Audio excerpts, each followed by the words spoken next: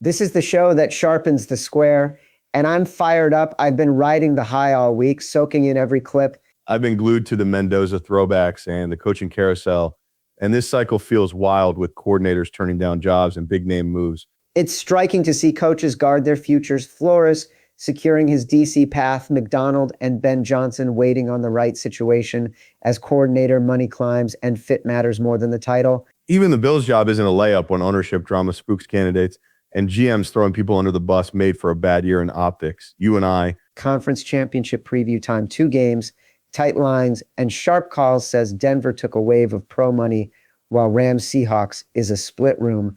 Denver got hit from 5.5 to 4.5. Pros grabbed the over early as weather holds, and Rams Seahawks has sharps on both sides with Seattle backers leaning under and Rams backers chasing a shootout. On New England, Denver, the move felt too big. Our numbers put Denver closer to a small favorite.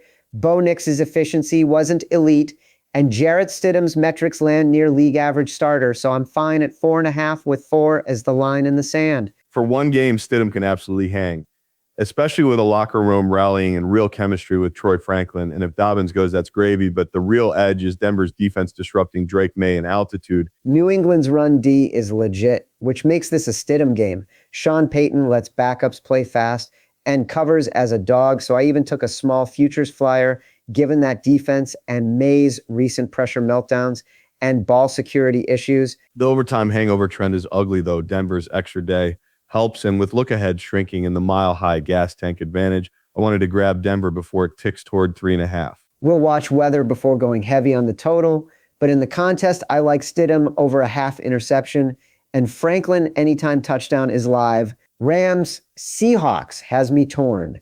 McVay's in-game choices have burned them, yet they controlled both meetings and still look like the better side when they stay on script. It screams sharp trap because the spot is brutal. Rams are off overtime on short rest in a third straight road game, while Seattle's rested and stout up the middle, and Sam Darnold's status has been concerning. Stafford hates heat up the gut, but this defense has rattled Darnold for piles of picks.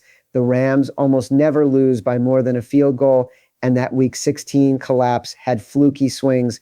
I'd love a 3. In January, I weight the spot over the matchup, and Seattle earned the rest edge. So if you're nervous about the number, the money line makes sense with these 1 and 2 point histories. My biggest bet is Denver with a light touch on Seattle at 2.5 and a possible money line pivot. I can see a Patriots first half nibble while I wait on the Denver weather. Quick industry note, the gambling loss deduction fix hit a procedural roadblock in committee, but it's not dead, and I'll keep tracking it because it affects all of us who bet. Sharp versus square.